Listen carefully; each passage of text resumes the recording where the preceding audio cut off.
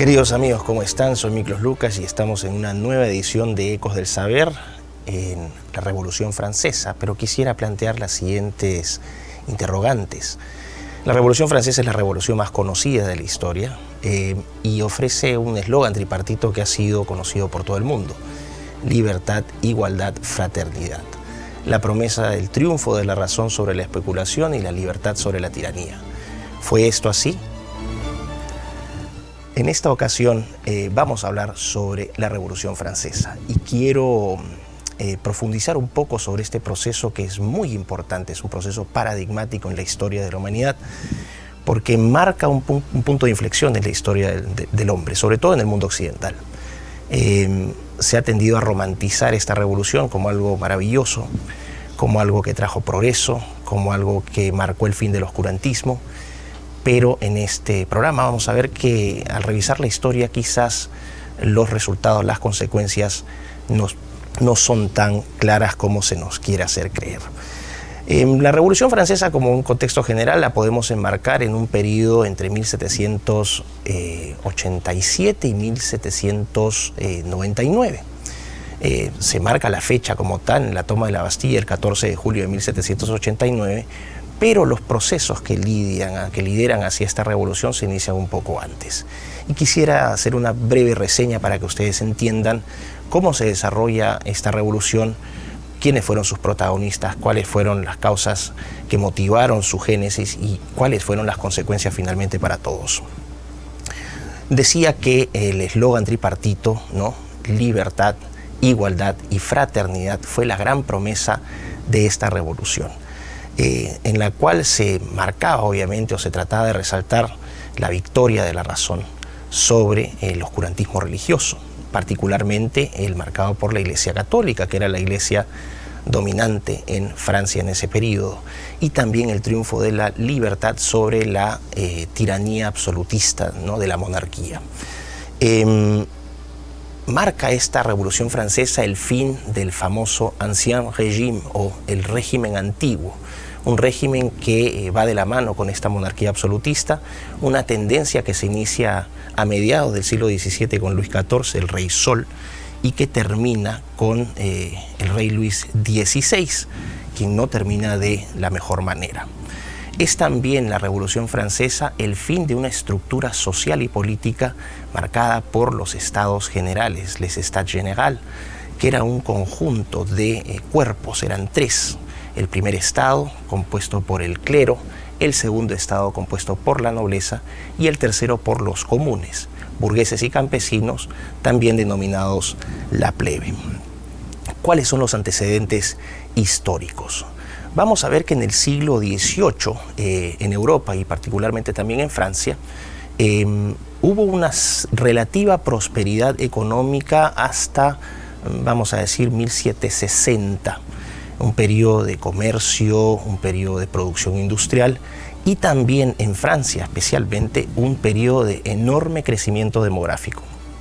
Se estima que entre 1715 y 1800 la población francesa se duplicó y ya en 1789, en el año de la Revolución, aproximadamente vivían 27 millones de franceses. Obviamente esta población, este aumento tan radical de la población llevó a un aumento en la presión sobre los recursos, mayor demanda sobre recursos, mayor consumo, pero también una mayor porción, un reclamo sobre todo de aquellas partes del tercer estado que eran los comunes, el estado más políticamente débil, de tener un mayor poder político y una mayor representación en la toma de decisiones que hasta ese entonces estaban dominadas por la monarquía. Hay un problema que empieza a generar, vamos a decir, la debacle de la monarquía en Francia. En la sesión anterior, cuando conversaba con el profesor Rafael Sánchez Concha, hablamos de la Revolución Americana, hablamos también de la Guerra de los 7 años, este conflicto que lleva entre 1754 y 1763 a la Gran Bretaña y a Francia a oponerse en una guerra de carácter global. No solamente se llevan guerras en territorio continental europeo, sino también en todas partes del mundo, en África, en Asia y en la costa este de Norteamérica. Esta guerra vamos a decir, significa una derrota para Francia, una derrota contundente que la lleva a perder posesiones coloniales en África, principalmente en Senegal y Gambia, en Asia, en la India, y en Norteamérica, el territorio actual de Quebec. Esta guerra había generado una enorme presión fiscal. Francia en estos momentos se encontraba en una precaria situación económica que se agrava durante la Revolución Americana. Unos años después, entre 1778 y 1781, Francia ingresa activamente a la guerra de la independencia de los Estados Unidos y empieza a financiar también esta guerra, sobre todo a nivel de armada, a nivel de marina. La marina francesa fue muy activa combatiendo a los ingleses, sobre todo en la entrega de provisiones a sus colonias en el norte de América. Y esto lleva a una enorme crisis. Obviamente, para Francia significa una victoria moral, porque Gran Bretaña pierde la posesión de las 13 colonias. Esto es, vamos a decir, una victoria pírrica para Francia. Es decir, Francia gana, entre comillas, esta guerra junto con los colonos de los estados de Norteamérica, pero entra en una profunda crisis económica. Estaba casi a nivel de bancarrota. Y es en este momento donde empieza la génesis de la revolución. Para entender un poco la estructura social, les mencionaba que política y socialmente la estructura de Francia estaba, vamos a decir, dividida en 3 estados. El primero de ellos era el clero, representado por la Iglesia Católica. Eran más o menos unos 100 o 130.000 miembros. Estos son cifras del historiador francés Georges Lefebvre, ¿no?, que correspondía aproximadamente a un 0.5% de la población y que más o menos tenían una propiedad del 10% del total de tierras de Francia. El segundo estado era la nobleza, más o menos 400.000 miembros, estaríamos hablando de 1.5% de la población, pero contenía más o menos un 20-25% de la propiedad de las tierras. Y finalmente el tercer estado, los comunes, la plebe, compuesta por burgueses, comerciantes, vamos a decir, gente con distintos oficios, lo que vendría actualmente a llamarse la famosa clase media, y también el campesinado. Entre ambos correspondían aproximadamente al 98% de la población, pero manejaban aproximadamente un 30-35% del total de tierras. Es decir, había una enorme desigualdad en la distribución de poder económico, y ese poder económico también se traducía en poder político en favor de los primeros 2 estados, el clero y la nobleza. Había otro problema también con respecto al tercer estado, que era el único sector que estaba sujeto a impuestos. Y durante el siglo XVIII hubo una serie de impuestos, algunos de génesis mucho más antigua, que tenían que ser obligaciones de impuestos que tenían que ser asumidas por los miembros del tercer estado. Aquí tenemos impuestos directos, probablemente el más importante y el más odiado, el famoso la taille, que era un impuesto a las propiedades y a los ingresos que se generaban. Otro impuesto importante, sobre todo que se implementa durante la Guerra de los 7 años por Luis XV y que no se descontinúa porque solamente iba a ser un impuesto para esa guerra, no se descontinúa, es el famoso vingtième, ¿no?, o el 20º, que correspondía a un 5% de pago de impuestos sobre los ingresos generados durante un año por el sujeto a ser taxado. Hay otro tipo de impuestos también que fueron profundamente repudiados, el más importante, el impuesto a la sal, la gabelle, el impuesto al vino, el impuesto al tabaco. Eran impuestos que tenían que ser asumidos solamente por miembros del tercer estado. Y esto generó obviamente una enorme molestia en el trato desigual. Pagaban impuestos, pero no tenían una representación política que fuese proporcional a su volumen. Esto obviamente genera una serie de molestias a nivel social que se van acrecentando, pero la crisis económica no amaina. Era insuficiente el pago de impuestos por parte de este tercer estado y entramos al conflicto como tal, qué es lo que va a suceder con Francia y cómo se activa esta revolución ya en 1787, paradójicamente, ¿no?, con la revuelta aristocrática. No solamente están los miembros del tercer estado, sino que ante el déficit fiscal, ante la posibilidad de bancarrota, ¿no? Francia en estos momentos se está financiando con préstamos, ¿no? Préstamos de extranjeros, de la banca suiza, estábamos hablando de préstamos de gobiernos extranjeros o monarquías extranjeras, no daba abasto. Entonces surge esta idea de un ministro de Hacienda francés, Charles-Alexandre Calonne de Calonne, para imponer impuestos sobre el clero y la nobleza. Esto obviamente genera un rechazo. De Calonne lo que dice es: vamos a convocar a una asamblea de notables. Vamos a llamar a estos representantes para tratar de ver cómo negociamos el pago de estos impuestos. Y en febrero del 87 es donde se convoca, ¿no? De Calonne convoca esta asamblea de notables. Era de esperarse que los notables no iban a aceptar estas condiciones y se rechaza abiertamente esta petición, con lo cual se lleva a una gran crisis social. Ante esta situación, De Calonne propone entonces la reunión ya no de una asamblea de notables, sino de los estados generales, que no se habían reunido desde 1614, es decir, más de un siglo y medio, donde no había este foro político que nos había reunido. Pero ante una situación de tremenda crisis, De Calonne propone la reunión de los tres estados o de los estados generales para resolver esta situación.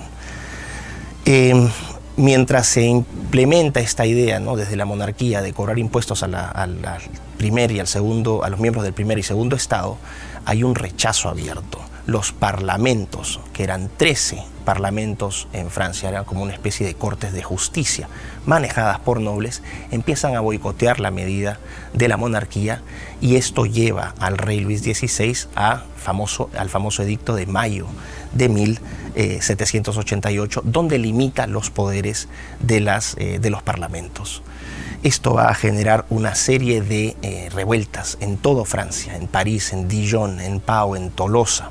Una especie de revolución, una prerrevolución, pero ojo, llevada a cabo principalmente por los aristócratas y el clero.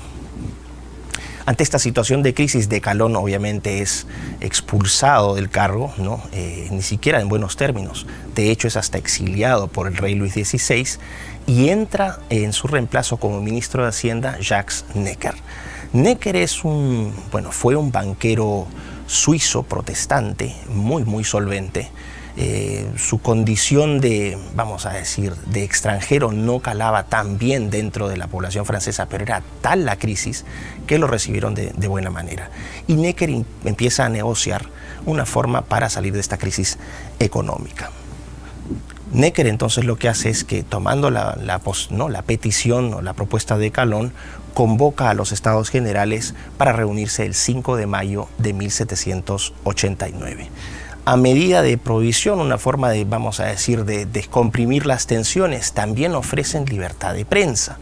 Y esto probaría ser un punto importante también en la revolución, porque si bien sin una ley abierta de libertad de prensa ya circulaban panfletos de diferentes tipos en Francia, esto lleva a su proliferación y cada vez con mensajes más incendiarios contra la población. Valga solamente recordar que en ese tiempo aproximadamente un tercio de la población francesa era letrada, podía leer. Así que fue un impacto importante, porque aproximadamente 10 millones de personas podían entender lo que estos panfletos incendiarios estaban tratando de promover, básicamente el inicio de una revolución, ya no solamente de los aristócratas que se estaban rebelando frente a este pago de impuestos, sino de la población en general. Entre enero y abril de 1789, que son los meses previos a la convocatoria de los estados generales, se procede a la elección de estos miembros, aproximadamente 300 representantes del clero, 300 representantes de la nobleza y 600 de los comunes. Se constituye estos nuevos estados generales, pero surge otro conflicto. La monarquía quería mantener el voto en bloque, es decir, el primer estado del clero y el segundo estado de los nobles votando en bloques contra los comunes, que eran el tercero. Los comunes no querían un voto en bloque porque obviamente iban a perder. Siempre el clero y la nobleza actuaban de manera unida. En este caso, lo que querían los comunes era el voto individual. Y se promueve entonces este voto individual y obviamente esto va a tener el rechazo de la monarquía y eso va a generar una gran, vamos a decir, una gran turba. Se arde la escena política de Francia. Vamos a continuar, vamos a entrar a una pequeña pausa y regresamos con este tema de del tercer estado. Así que retomamos un poco entonces la historia, ¿no?, de la génesis de la Revolución Francesa y estábamos en este conflicto entre los estados, ¿no?, los tres estados, el clero, la nobleza y los comunes. Ante esta situación donde donde la monarquía se negaba a que el clero tuviese un voto, vamos a decir, los comunes tuviesen votos por cabeza, de manera unilateral, este tercer estado se declara como la Asamblea Nacional, excluyendo al clero y a la nobleza, y ellos se declaran como la Asamblea Nacional. Esto ocurre en junio de 1789, es decir, mes y medio después de la convocatoria de Necker, algunos meses después de las elecciones para elegir estos representantes. Esto demuestra el estado calamitoso de la política doméstica francesa. Y ocurre el famoso juramento de la cancha de tenis o el juramento del juego de la pelota, donde estos representantes, entre ellos se encontraban famosos revolucionarios como Bailly, como Robespierre, Georges Danton, Camille de Sully, y todos estos representantes tan importantes de la revolución se unen y declaran unilateralmente que son la Asamblea Nacional y prometen, ¿no?, crear una nueva constitución para Francia. Luis XVI, en una medida desesperada, obviamente ordena a los representantes del primer estado y el segundo estado, los nobles y al clero, a unirse supuestamente a esta Asamblea Nacional, mientras arma un ejército para después disolverlos mediante la violencia, ¿no? Pero ocurre un problema. En una medida bastante torpe, lo que hace Luis XVI es destituir a Necker como ministro de Hacienda. Esto genera una mayor inestabilidad. La gente empieza a oler que el rey se está trayendo algo, ¿no?, que hay una especie de traición, y esto desencadena los actos de violencia el 14 de julio de 1789 con la toma de la Bastilla, que era un lugar donde se almacenaba la pólvora. Es decir, ya sabían que el rey estaba trayéndose algo con el ejército. A una manera de prevenir esta acción, toman la Bastilla, una toma bastante violenta. En agosto de 1789, es decir, ya un mes después de esta toma de la Bastilla, se declara, ¿no?, los revolucionarios declaran la abolición del régimen feudal y la abolición del diezmo, este impuesto que se pagaba, ¿no?, este pago que se daba a la Iglesia Católica, sobre todo los miembros de los comuneros del tercer estado, y también se declaran los famosos derechos del hombre. Es decir, aquí es donde empieza la historia romántica de la revolución. Es en este momento supuestamente donde el grito de la libertad se escucha fuertemente y donde las promesas de progreso, ¿no?, van a sepultar los excesos del absolutismo monárquico francés. Dentro de esta idea también de revolución, los nuevos revolucionarios lo que están proponiendo es la elección de jueces y también una nueva estructura administrativa para Francia. Francia cambia geopolíticamente, es decir, por diseño, es decir, por ingeniería social, se crean departamentos, distritos, cantones, comunas. Obviamente estas acciones tan radicales no van a pasar desapercibidas y podemos hablar que entre julio de 1789, que es la toma de la Bastilla, hasta aproximadamente enero de 1793, ocurre una contrarrevolución, pero también el regicidio. ¿Qué significa esto? Voy a adelantarme un poco, pero en enero de 1793, Luis XVI es decapitado en la famosa guillotina, ¿no? Decapitado, y esto obviamente marca un punto de inflexión en la historia francesa y en la historia de la humanidad. Sucede que ante estos eventos tan complejos, Luis XVI huele que el ambiente político está enrarecido y en 1791, más o menos a mediados de 1791, intenta escapar con su familia. con su esposa María Antonieta de Austria, que hay que hacer aquí una pequeña precisión. Luis XVI se casa con esta representante de la monarquía austriaca de una manera para limar tensiones entre Francia y Austria, que durante mucho tiempo habían sido enemigos históricos. Entonces, como una manera de aplacar esas disputas y de unir a ambas monarquías, Luis XVI se casa con María Antonieta de Austria. Este es un punto importante porque en gran parte de la revolución los revolucionarios encontraban que María Antonieta había sido un factor de desestabilización de Francia como extranjera. Era como una especie de chivo expiatorio, se le acusaba de ser frívola, de ser una mujer vamos a decir, con apetitos sexuales desmedidos. Se crearon también una serie de rumores sobre ella y resultó ser una especie de chivo expiatorio. Esto también va a tener consecuencias en la forma como se desarrolla la revolución. ¿Por qué? Porque en 1792, en abril, como manera de, vamos a decir, prevenir una potencial intervención austríaca en Francia, es decir, de la monarquía, para ir a salvar a su miembro, ¿no?, a María Antonieta, en abril de 1792 Francia le declara la guerra a Austria. Y esto abre un nuevo frente, porque ya imagínense un territorio completamente colapsado, sin poder político, con una crisis económica terrible. Las cosechas de 1788, es decir, un año antes de la revolución, habían sido nefastas, el precio del pan por los cielos. Valga recordar que en ese momento el pan era como una especie del pollo acá en el Perú, ¿no? El precio del pan era lo que determinaba el bienestar de la economía y también el estado de ánimo de la gente. Si el pan subía mucho, obviamente esto podía generar o desencadenar grandes tensiones. Ante esta declaración de guerra en agosto de 1792, los revolucionarios capturan a la familia real en el Palacio de las Tullerías. Y es en ese mismo momento también, como una forma de ataque a la nobleza, a la cual despreciaban, los revolucionarios cometen una serie de masacres en las cárceles, donde estaban encarcelados representantes del clero y de la nobleza. En esta guerra no solamente está Austria, 5 meses después, en 1792, ingresa Prusia, es decir, hay un frente austro-prusiano contra Francia.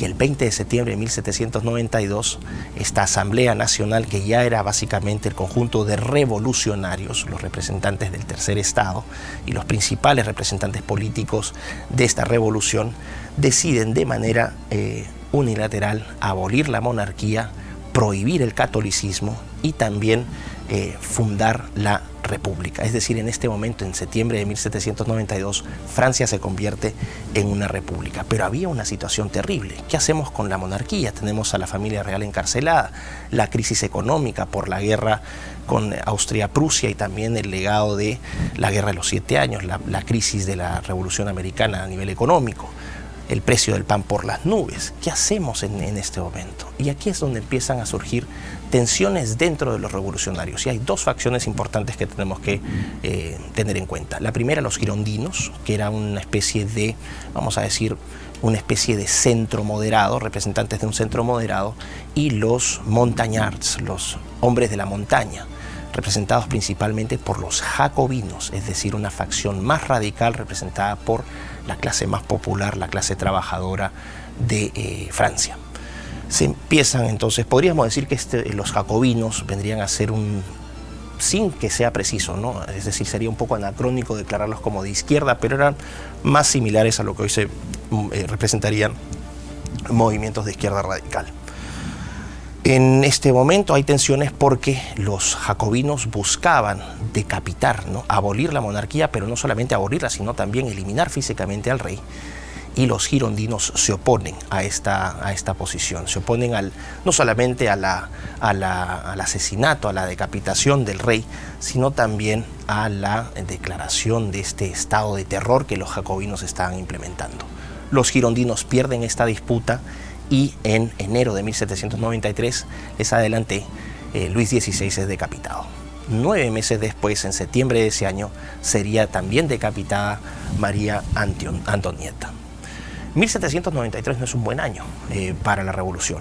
porque Francia sigue perdiendo territorios, con Austria, con Prusia, y también se une Gran Bretaña en lo que se llama la Primera Coalición, y Francia estaba sufriendo derrotas sucesivas, pérdida de territorios.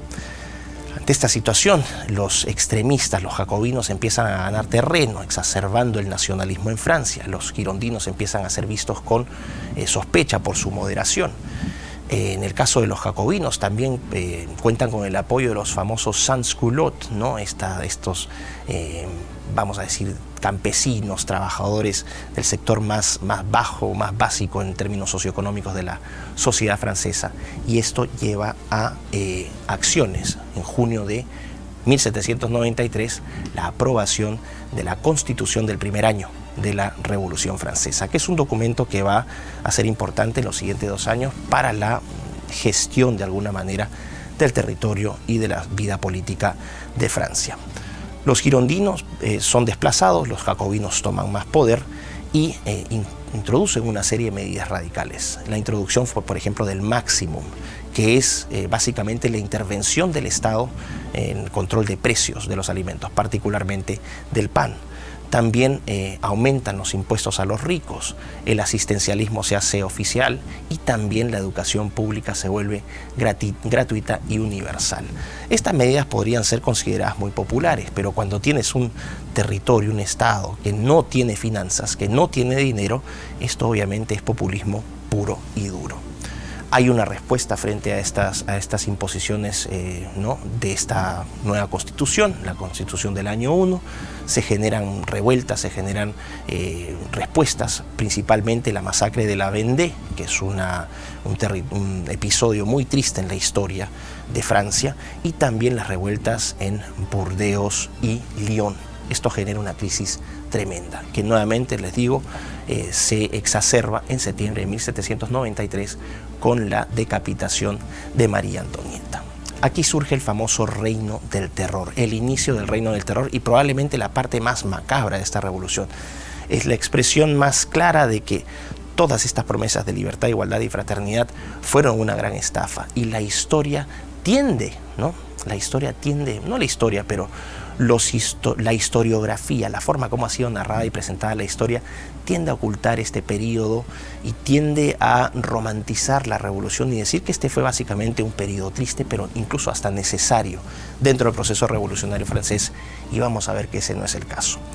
En el Reino del Terror, que ocurre entre septiembre de 1793 y julio de 1794, los jacobinos toman el poder total de Francia. Vamos a decir, de alguna medida los girondinos aún seguían participando, pero cada vez más desprestigiados. Unos meses antes se había formado el famoso Comité de Salvación Pública, o el Comité de Seguridad Pública, que era una especie de pequeño consejo dentro de la Asamblea Nacional que tenía que lidiar con los aspectos de seguridad interna. Se crean los tribunales de la revolución. Esto también es otro punto de disputa entre los girondinos, ¿no? y los jacobinos, pero no solamente entre ellos, sino que también entre los jacobinos ya empieza a haber diferencias. Danton rechaza estas medidas del gobierno del terror y Robespierre empieza a implementarlas, y esto genera una disputa entre ambos. Solamente para que se den una idea, en este periodo hubo aproximadamente 300.000 detenidos y se estima que entre 20.000 y 40.000 personas fueron decapitadas en la famosa plaza de lo que actualmente sería la Plaza de la Concordia. Era tal el nivel y la frecuencia de decapitaciones que el olor a sangre en este territorio, ¿no? en este espacio, era tan fuerte que el valor de las propiedades empezó a disminuir. Tuvieron que cambiar los sitios de las decapitaciones porque eran constantes, y muchas de ellas no procedían con juicio, eran absolutamente arbitrarias. En este caso, Danton, Georges Danton, que era uno de los grandes representantes de los jacobinos, empieza a denunciar los excesos de esta revolución, pierde terreno frente a Maximilien Robespierre y finalmente Danton termina decapitado. Obviamente esta situación genera un nuevo núcleo de poder dentro de la revolución, el famoso triunvirato, donde probablemente el representante más conocido es Maximilien Robespierre, pero también tenemos a dos, vamos a decir, revolucionarios importantes que son Couthon y Antoine de Saint-Just. Ellos dos son también importantes y forman lo que se llama el triunvirato. Bueno, eso era una situación compleja, va obviamente a generarse una reacción, pero antes de ir a esa reacción vamos a ir a una nueva pausa en Betel 100.1 FM del dial, porque Betel te acompaña. Y antes de entrar a esta parte de preguntas, porque ya estamos en el tercer bloque, donde yo interactúo con la gente, quisiera hacer un breve cierre antes de irme a las preguntas, y después las otras interrogantes podemos irlas desarrollando a medida que voy recibiendo estas preguntas. Este reino del terror o régimen del terror fue terrible, fue un punto que demostró la irracionalidad de este imperio de la razón que se quería imponer, que mostró la absoluta injusticia en nombre de la justicia. Fue un periodo que descompuso a Francia, fragmentó a sus sociedades, que generó, como dice su nombre, el reino del terror. Fue una etapa traumática para Francia. Fue tan traumática que esto genera una reacción. En 1794 Francia, vamos a decir, recluta aproximadamente 1 millón de voluntarios para sus ejércitos y finalmente pueden dar una derrota a Austria en 1794. Esto eleva el ánimo de los franceses y también les hace pensar que ya estos excesos, un país sometido a una guerra externa, un país lidiando con problemas domésticos tan fuertes, con una sociedad totalmente descarrilada, se llega al punto de pensar que ya Robespierre no solamente había cumplido su ciclo, sino que había llevado la revolución a este terror que era injustificable. Robespierre es capturado junto a sus mayores aliados, entre ellos Antoine de Saint-Just, y en julio de 1794 Robespierre termina también decapitado. Es paradójico, ¿no?, que todos estos revolucionarios que promovían el uso de la guillotina, que hablaban del sacrificio para alcanzar la virtud, que hablaban de la tolerancia y la igualdad, terminaron siendo los más sanguinarios y terminaron siendo víctimas de sus propias acciones. Ahora, hay una reacción que se llama la reacción termidoriana, que va entre 1794 y noviembre de 1795, que termina con una nueva constitución y una nueva forma de gobierno. El famoso directorio de noviembre de 1795, que era una especie de poder ejecutivo que contenía dos cámaras, ¿no? Vamos a hablar del Consejo de Ancianos, que era como la cámara alta, y el Consejo de los 500, que era la cámara baja. Podemos irnos a más detalles, simplemente decir que fue un momento donde los jacobinos también fueron perseguidos, había mucho odio hacia ellos. Hay una reacción, lo que se llama, ¿no?, el terror blanco, que es una reacción de los promonarcas, de los promonarquía, de los nobles en contra de los girondinos, que tiene que ser suprimida por este general joven Napoleón Bonaparte, ¿no? En 1795 la supresión del terror blanco, que es la respuesta a los jacobinos.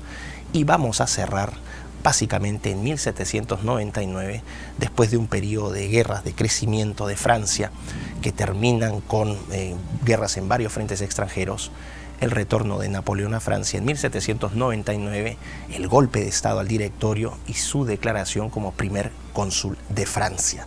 Así termina la revolución. Curiosamente, empieza con un ataque, ¿no?, al absolutismo monárquico, a la tiranía monárquica, que después deviene en una tiranía racionalista, ¿no?, esta tiranía sobre todo del reino del terror de los jacobinos, y que después va a derivar en una tiranía bonapartista. Querían, vamos a decir, querían eliminar a los absolutos y terminaron con algo más absoluto aún. Ahora voy a ir entonces, porque ya me están llegando algunos comentarios, y vamos a ver.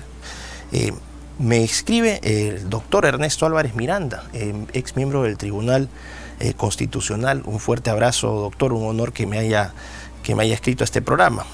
Y señala correctamente: revolución inútil y sangrienta, replicó en gran medida las ideas ya existentes en la Revolución Inglesa de 1688, un siglo antes. Efectivamente, la famosa Revolución Gloriosa.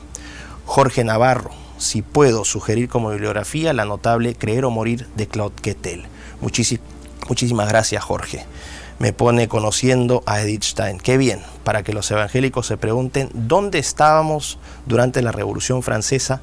En ninguna parte, no existían, son creación del siglo XIX. A ver, acá hay un error grande de partida de Conociendo a Edith.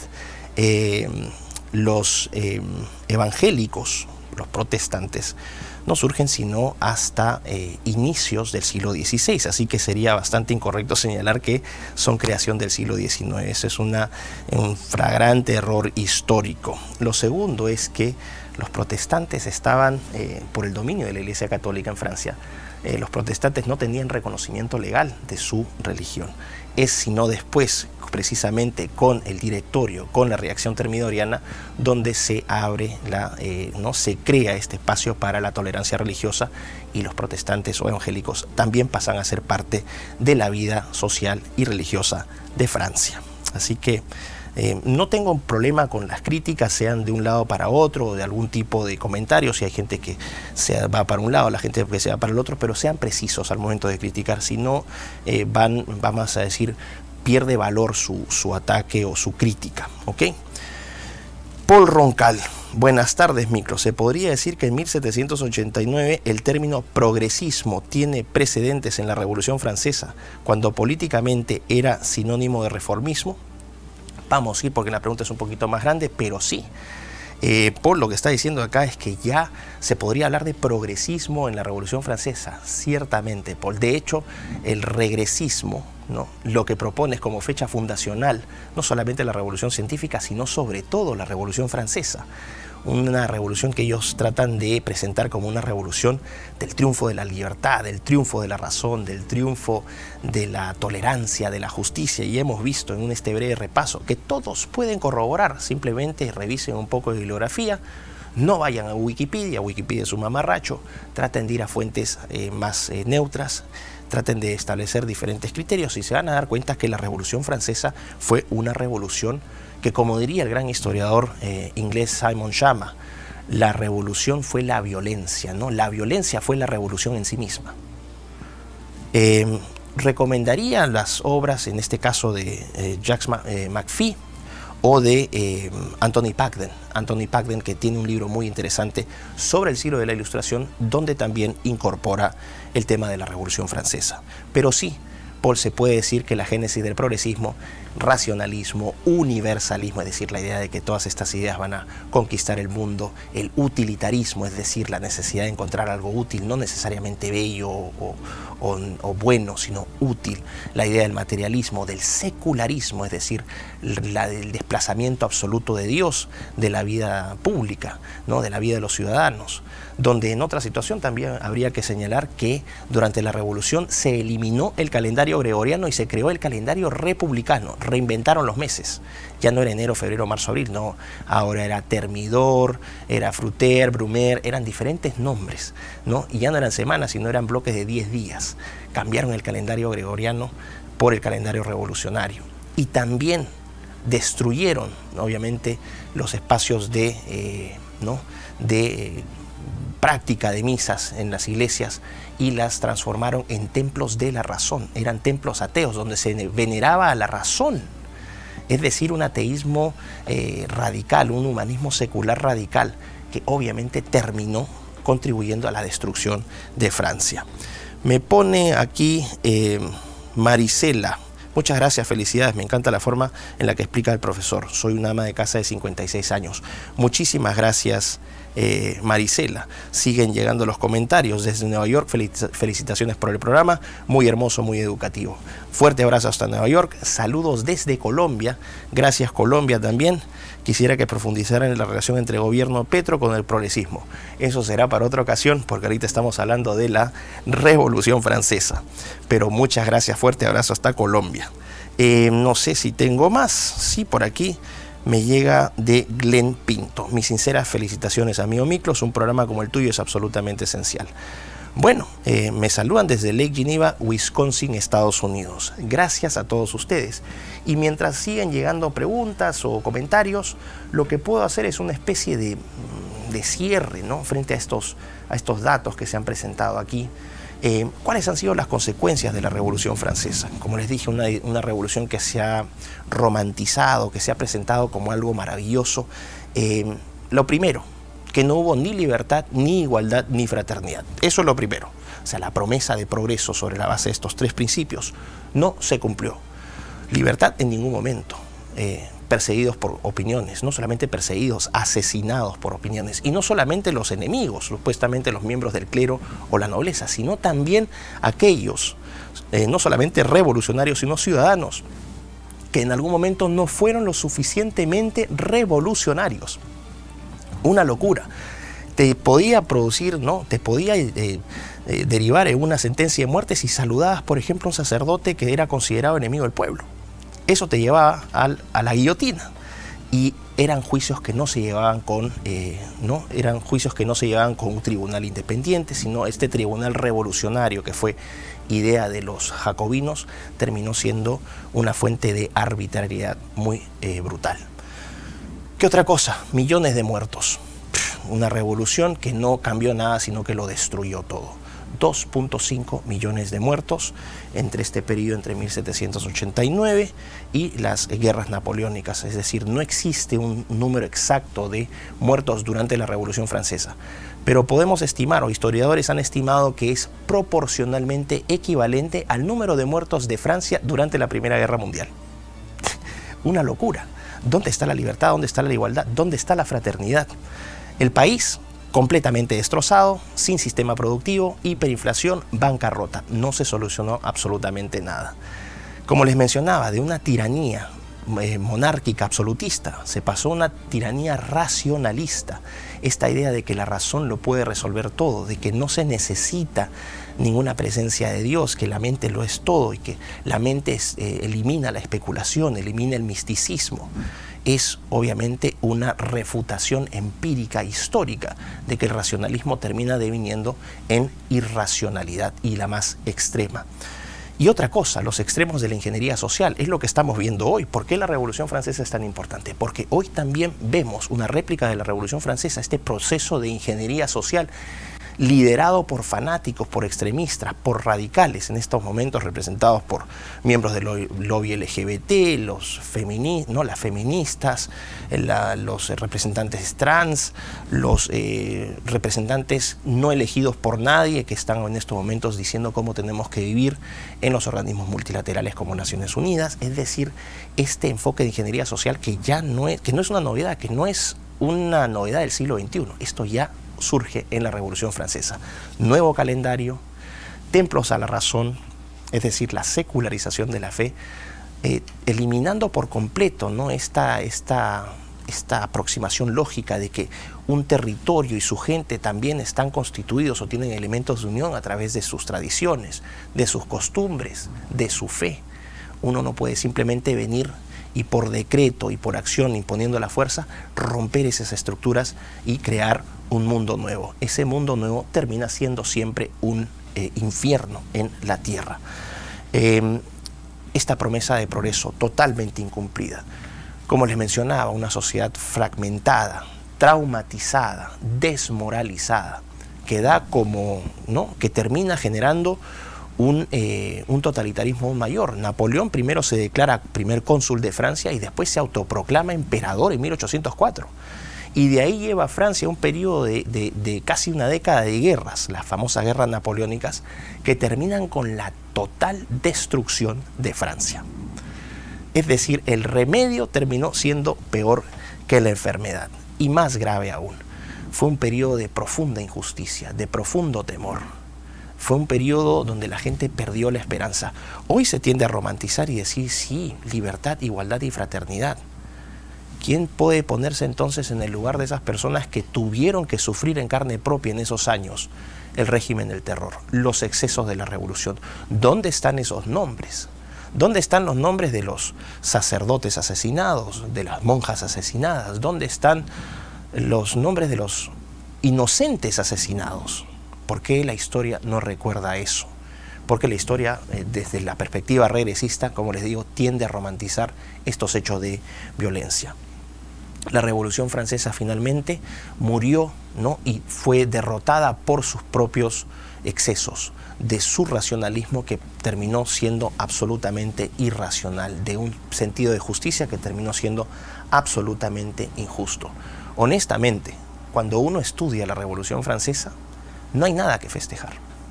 Lo digo sinceramente, no hay nada que festejar. ¿Se trata de lavar la cara de los excesos que ocurrieron antes de la Revolución? De ninguna manera. ¿Hubo excesos? Claro que sí. El periodo feudal fue un periodo de excesos. El absolutismo monárquico tuvo muchos excesos. Algunos representantes del clero también tuvieron excesos, y en la nobleza también. Pero uno puede atacar a individuos sin atacar la institución, que es lo que hoy está ocurriendo. Uno puede decir ciertos miembros o ciertos representantes son corruptos, son malvados, pero atacar la institución es otra cosa. Es ignorar el buen trabajo que se hizo también desde estos sectores. Existían nobles, ¿no?, que fueron bastante sensibles, que fueron bastante solidarios con sus trabajadores. Existió un clero que apoyaba abiertamente las demandas de los miembros de la tercera, ¿no?, del tercer estado. Entonces, la historia tiende a olvidarlos. ¿Por qué? Porque siempre es más fácil generar una antítesis, una narrativa extremista, ¿no? Nosotros, unos son extremadamente malos, por lo tanto, al ser extremadamente malos, cualquier intervención puede estar moralmente justificada porque ese nivel de maldad era absoluto. Y eso tiende a obviar el nivel de maldad y el nivel de violencia ejercido por los supuestos defensores de la libertad. Es un periodo entonces donde surgen o donde se canalizan, vamos a decir, el famoso racionalismo, ¿no?, que ya está probado que el ser humano no solamente es racional, sino que cuando cree exclusivamente su capacidad de raciocinio, termina siendo dominado por el instinto. El secularismo, esta idea de que la religión no es importante, que el ser humano no necesita una dimensión trascendental, que uno puede separar al hombre, ¿no?, de su fe por ingeniería social. Eso no es así. El ser humano cree por naturaleza, tiende a creer y lo va a seguir haciendo. La tesis del universalismo, que también está, ¿no?, estas tesis, ¿no?, del racionalismo, el secularismo, el universalismo, que son abrazadas por el regresismo actual. Si ustedes escuchan hacen un paralelo en la Revolución Francesa con estos valores en los tiempos actuales, el regresismo todo eso es lo que busca representar. El cientificismo, que ya lo habíamos visto en el capítulo de la Revolución Francesa, esta veneración de la ciencia en desmedro de Dios, y el materialismo. No sé si me dé tiempo para alcanzar unos comentarios más. Pepe Vázquez, muy buena reflexión, gracias. Eduardo Núñez me saluda desde Chile, un fuerte abrazo, Eduardo. Ana también, buen programa. Wendy Gavidia, muy interesante. Miguel Ángel Mendoza, la masonería organizó la Revolución Francesa. Ciertamente las logias masónicas preponderaron, ¿no?, y se multiplicaron después del periodo de la Revolución. Efectivamente, las famosas sociedades de pensamiento, los clubes de lectura, las logias masónicas tuvieron una gran intervención. Y por fin agua en el desierto de comunicadores. Todos los comunicadores de televisión y redes en la mayoría son progres. Bueno, acá en Betel no somos progres, somos ni siquiera antiprogres, pues sería una calificación política. Nosotros simplemente queremos divulgar un enfoque distinto y vamos a decir, interesar a la gente a que busque la verdad también por sus propios medios, siendo guiados y haciéndoles entender que la historia no es blanca y negra, sino que hay matices, que muchas veces lo que se presenta como una verdad absoluta, con males absolutos y con malvados absolutos, en realidad no es tal. Bueno, quiero invitarlos, ¿no?, a que sigan profundizando sobre este tema. Obviamente este es simplemente una breve reseña. En una hora de programa es imposible hacer justicia a varios años de revolución con la cantidad de nombres, la cantidad de detalles, el impacto económico, político, social y cultural que tuvo. Es muy difícil, pero por lo menos que les haya generado un interés para estudiar más estos temas. Bueno, los quiero invitar entonces ya a modo de despedida, invitarlos al próximo programa que va a ser el jueves 13 de junio, donde vamos a ver Revolución Industrial, y obviamente que nos acompañen desde la cabina de Betel en la frecuencia 100.1 FM, transmitiendo las 24 horas, porque Betel te acompaña Así que ya saben, acompáñenos con Betel, porque Betel también los acompaña. A toda la gente en todo el Perú que está escuchando esto y en el extranjero también, un fuerte abrazo. Gracias por estar apoyando este programa. Los comentarios que recibimos son fantásticos. Queremos ofrecerles un programa de calidad y estimularlos también para que busquen, para que aprendan, para que vayan más allá de lo que es cercano o próximo para ustedes. Traten de ser bastante más amplios de mente. Eso les va a dar energía, eso les va a dar poder, eso les va a dar la capacidad de ver el mundo de otra manera. Así que un fuerte abrazo y nos vemos.